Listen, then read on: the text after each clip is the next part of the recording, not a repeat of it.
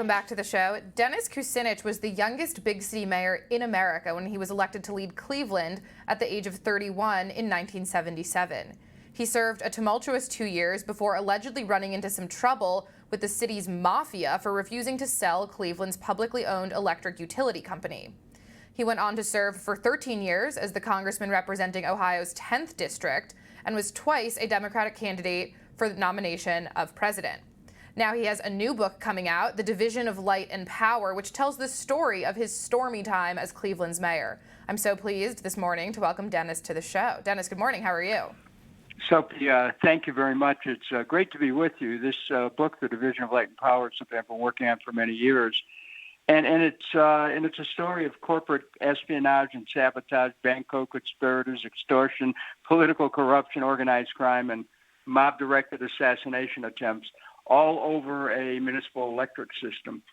Wow. So, I mean, it sounds like there could be a Hollywood script option in your future. Tell us a little bit about, so, I mean, this is, as I said, this is something that occurred sort of at the beginning of your political career, your first big election office win, and suddenly you're face-to-face with these challenges coming from powerful entities of which you had little experience prior to getting into office. How did it all go down? Well, first of all, just to reflect on a comment you made a moment ago, people are comparing this story to the movie Chinatown, and it's called a cross between The Godfather and Mr. Smith Goes to Washington. And the way it came down is this. The city's lights of our municipal electric system kept going out. And as the story unfolds, people are finding the role that the private utility monopoly, which has been trying to take over the city's utility, played in creating blackouts, and the dirty tricks they played to try to force the city to sell this electric system. I found out about it as a councilman, and I took steps to try to block them at every turn, but then finally the city consummated the sale. And how that happened is a wild story.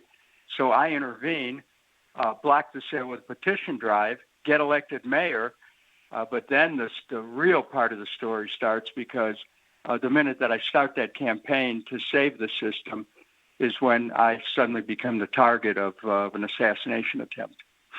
Wow. So, I mean, that is really just sounds like a wild ride, as I said, of the sort that movies are made out of. And it has sort of like a classic, antiquated feel to it. You don't really think of politics moving that way now, and maybe that's just naive, but it does feel like a story straight out of the past that I think has even still a lot of prescience in today's modern landscape. We were just speaking a moment ago about how this, could be applied to today's political world. So maybe speak a little to that.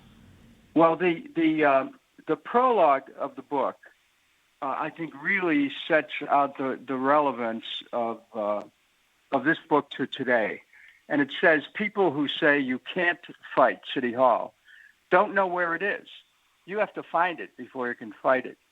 City Hall was not only the Doric gray stone temple on East 6th and Lakeside in downtown Cleveland. City Hall was the boardroom of Cleveland's banks, its investor-owned utilities, its real estate combines, and the mob. In Cleveland, City Hall was in the shadows, a giant specter invisible to the people of the city. I brought the invisible City Hall to light with great consequences for my city, my family, my friends, and myself. I was the mayor, and I fought City Hall.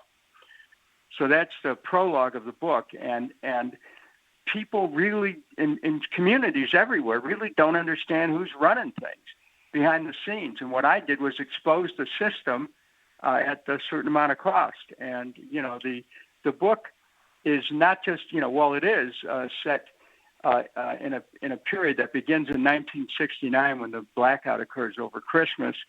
It is relevant for today because, you wonder why are certain decisions being made? They seem to be against the public interest.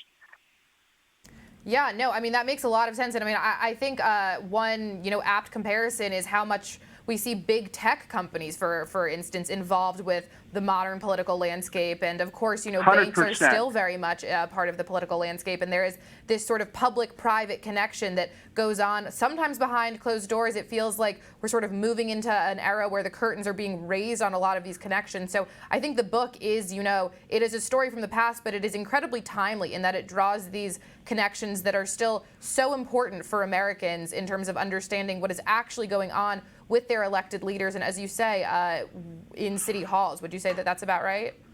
Yeah, look, you hit it right on the head, Sophie. And, the relevance of this book has never been more important because people wonder, who's government working for? And what I point out is government works. The question is, who's it working for? And when you see decisions that are made that clearly go against the public interest, you've got to know that it's not that government's not functioning. Somebody else is benefiting. And so, this book, The Division of Light and Power, which I just want to mention is on a pre-order right now through many different outlets. This book, is a product of 40 years of work. It's deeply researched. It reads like a novel, but everything is documented. The book, I think, is going to have a major impact on how people see local government in particular, but it's relevant to government at all levels.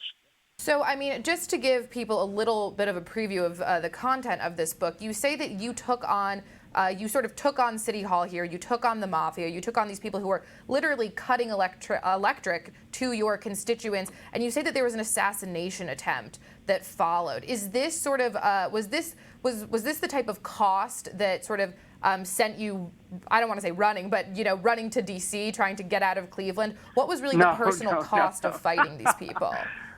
No, it was good. It was actually great training for D.C. But, I will say that, I'm here in my home in Cleveland, and the minute I became involved in actually trying to block the sale, a high-powered rifle shot went right through my house and missed my head by a fraction. And, there were huge amounts of money at stake in this effort to take over the municipal electric system. There's over 2,000 municipal systems in America, but in Cleveland, we had competition where the two systems existed side by side, competed head to head in about a third of the city. And the plan was moving along swimmingly, to use a term. And what happened is I intervened and blocked it, and then I got elected mayor, canceled the sale. But that's when things got very dangerous, and it culminated. The culmination of it, Cleveland went into default on December 15th, 1978, because the largest bank in the state refused to renew the loans that I hadn't even taken out unless I sold the electric system to their business partner, and so utility. Wow. So this is an unparalleled story in American history, and I've lived to tell about it literally, and I'm eager to have people read it because it'll help inform people about what happens behind the scenes, unless somebody who's in there is ready to expose it. So I appreciate being on the show, and the Division of Light and Power. It's on. People will be able to pre-order it now. It goes on sale on June the 8th. That's right. So the Division of Light and Power on sale everywhere June the 8th. It really sounds like an incredible read, maybe for the beach or pool this summer. I personally can't wait to get into it. This has been, let me say, Dennis, a compelling pitch for it. Thank you so much for stopping by this morning. I look forward to getting right into that book.